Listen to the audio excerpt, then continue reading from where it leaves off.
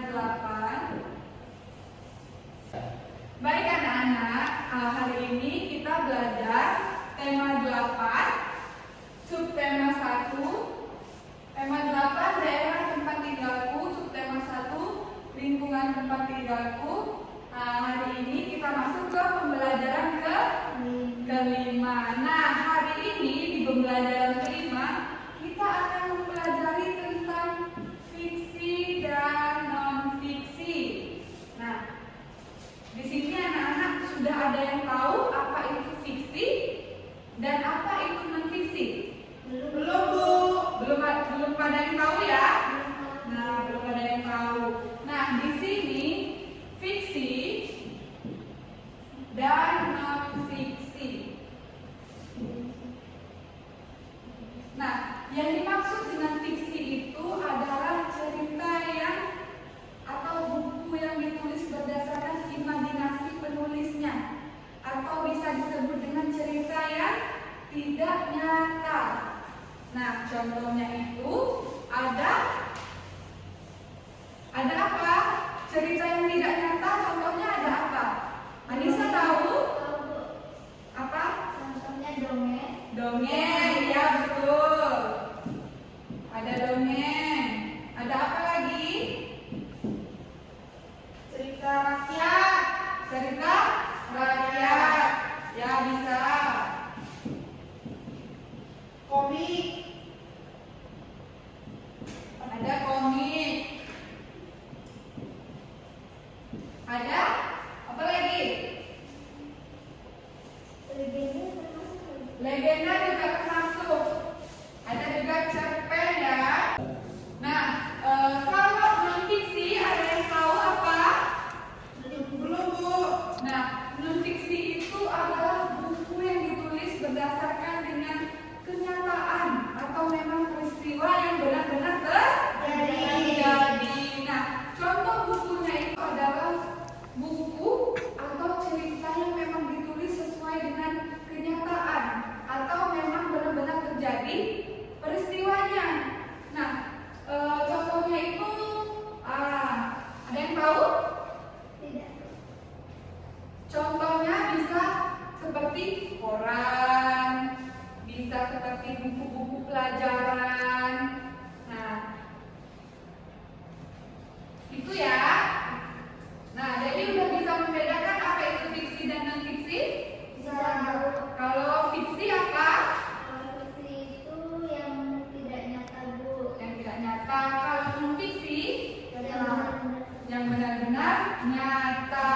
Oke, udah paham anak-anak ibu ya konsep dari fiksi dan non-fiksi? Paham kita. Nah, di sini ibu ada contoh gambar mengenai ekspresi. Nah, di dalam cerita fiksi itu kan ada contohnya tadi ada dongeng, cerita rakyat, komik, legenda, cerpen. Nah, itu semua berkaitan dengan bermain peran. Nah, di sini ketika seseorang atau ketika sekelompok orang memperagakan bermain peran, nah itu nanti mereka mendapatkan peran-peran yang berbeda. Nah, anak-anak itu pernah nggak menonton TV? Pernah nonton sinetron? Pernah lihat nggak itu pemain-pemainnya memerankan peran-peran yang ada ya baik, ada yang jahat. Nah, kalau yang baik itu disebut peran apa? Peran protagonis. Kalau yang jahat adalah antagonis. Nah, ini ibu akan menunjukkan gambar. Nanti anak-anak ibu tebak ya, ini contoh ekspresi apa?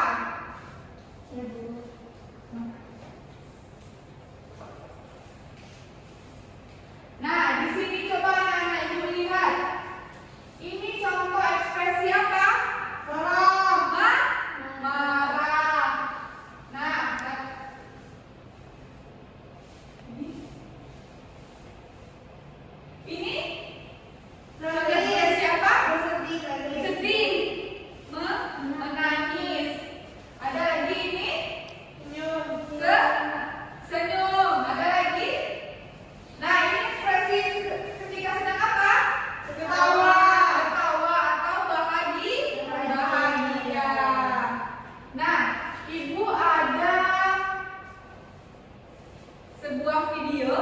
Nah, kita nonton video nih, senang nggak? Nah, kita nonton video cerita tentang bawang merah dan bawang putih. Anak-anak itu sebelumnya udah pernah nonton cerita bawang merah dan bawang putih? Pernah. Nah, kali ini silakan anak-anak ibu perhatikan videonya dengan seksama. Nanti ibu akan memberikan tugas mengenai video yang ibu tampilkan ya. Ya. Legenda bawang merah dan bawang putih. Pada zaman dahulu kala, hiduplah sebuah keluarga yang sangat bahagia, terdiri dari seorang ibu yang cantik dan baik hati, seorang ayah yang bekerja sebagai pedagang, dan seorang putri yang bernama Bawang Putih. Kita sebut saja Bawang Putih karena paras wajahnya yang cantik dan putih. Sifatnya yang baik hati, penurut, dan juga tulus. Sayang sekali, kebahagiaan keluarga itu tidak bisa bertahan lama karena ibu Bawang Putih sakit-sakitan dan meninggal dunia. Tentu saja, ayah dan Bawang Putih sangat sedih dan kesepian sepeninggal ibunya tersebut. Tak lama kemudian, ayah Bawang Putih menikah lagi dengan seorang janda beranak satu. Karena sifat jahat dan selalu membuat orang lain menangis, mari kita panggil anak itu dengan sebutan Bawang Merah. Sungguh malang nasib Bawang Putih, karena tak lama kemudian ayahnya pun meninggal dunia dan kini semua harta kekayaan ayahnya dikuasai oleh si ibu tiri yang kejam dan kakak tirinya yang jahat.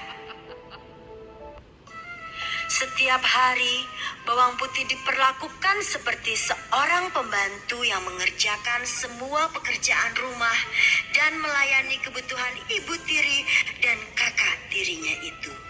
Dari mulai membersihkan rumah, mencuci pakaian, hingga menyiapkan makanan untuk mereka. Sementara Bawang Merah, kerjanya hanya bermalas-malasan saja. Pada suatu hari, saat Bawang Putih mencuci pakaian di sungai, tanpa diketahuinya, selendang kesayangan Bawang Merah terhanyut. Sesampainya di rumah, Bawang Merah sangat marah karena tidak bisa menemukan selendang kesayangannya itu. Lalu dia mengusir Bawang Putih untuk mencari selendang itu dan tidak boleh pulang sebelum selendang itu ditemukan. Bawang Putih pergi mencari selendang itu. Hari sudah malam, dia masih belum juga menemukan selendang itu. Dan dari kejauhan, dia melihat sebuah gubuk kecil di dalam hutan yang ternyata dihuni oleh seorang nenek yang baik hati. Nenek itu menawarkan Bawang Putih untuk beristirahat dan tinggal di gubuk itu. Bawang Putih pun menceritakan bagaimana ia bisa sampai di dalam hutan pada malam hari yang gelap. Ternyata selendang yang selama ini dicarinya ditemukan oleh sang nenek. Nenek itu akan memberikan selendang itu dengan satu syarat. Bawang Putih harus membantu pekerjaan sang nenek selama 1 minggu. Adik-adik, 1 minggu pun telah berlalu dan tibalah waktu berpisah dengan sang nenek. Karena Bawang Putih sangatlah rajin membantu pekerjaan nenek, maka nenek itu mengembalikan selendang yang dicarinya, juga menambahkan sebuah hadiah. Nenek itu memberi 2 buah labu, yang satu berukuran besar dan yang satu labu berukuran kecil. Dengan alasan takut tidak bisa membawa labu yang besar, maka Bawang Putih membawa pulang labu yang kecil. Sambil tidak lupa, ia mengucapkan terima kasih kepada sang nenek. Setelah Bawang Putih sampai di rumah, dia pun menceritakan semua kejadian yang dialaminya kepada ibu tiri dan kakak tirinya. sambil membelah labu yang diberikan oleh nenek yang baik hati itu. Betapa terkejutnya mereka ketika ternyata itu adalah labu ajaib yang isinya emas dan permata. Ibu tiri bawang putih langsung merebutnya dan menyuruh bawang merah menghanyutkan selendang ke sungai dan menginap di rumah nenek itu supaya bawang merah juga mendapatkan labu ajaib dari nenek itu. Singkat cerita, bawang merah sampai di hutan dan menginap di rumah nenek tersebut. Selama 1 minggu, kerjanya hanya bermalas-malasan saja. Saat hendak pulang, sang nenek memberikan 2 pilihan labu. Yang satu berukuran besar dan yang satu lagi berukuran kecil. Tentu saja bawang merah memilih labu yang berukuran besar dengan harapan emas dan permata yang akan dia dapatkan lebih banyak lagi. Lalu bawang merah pulang dengan gembira tanpa mengucapkan terima kasih. Setelah tiba di rumah, bawang merah segera memanggil ibunya untuk membelah labu ajaib itu. Karena sifat mereka yang sangat serakah dan tidak ingin berbagi dengan bawang putih, mereka suruh bawang putih pergi ke pasar dan mengunci rumah dengan rapat. Setelah bawang putih pergi ke pasar, mereka pun membuka labu ajaib itu. Tapi betapa terkejutnya mereka ketika ternyata labu itu tidak berisi emas dan permata, melainkan berisi binatang berbisa seperti ular, kalajengking, kelabang, dan laba-laba. Secepat kilat, ular berbisa mematuk ibu tiri dan bawang merah.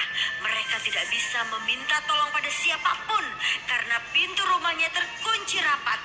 Berteriak pun tak ada yang mendengar mereka. Akhirnya, ibu tiri dan bawang merah mati seketika bersama labu ajaib yang mematikan.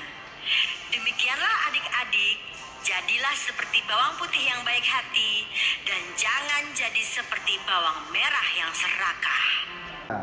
Nah, gimana anak-anak? Videonya seru nggak? Seru. Nah, seru banget ya.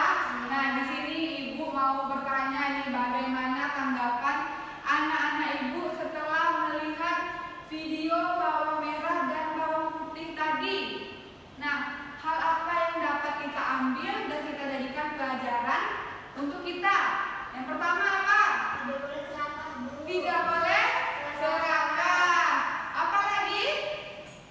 Harus baik hati. Harus baik hati seperti sikapnya bawang putih. Nah, anak-anak ibu sekarang ibu mau anak-anak ibu maju ke depan dan menentukan siapa saja yang menjadi tokoh protagonis dan tokoh antagonis. Nah, di sini ibu mau Natasha Nabila maju ke depan, tuliskan siapa saja tokoh protagonis yang ada di video bawang merah dan bawang putih tadi.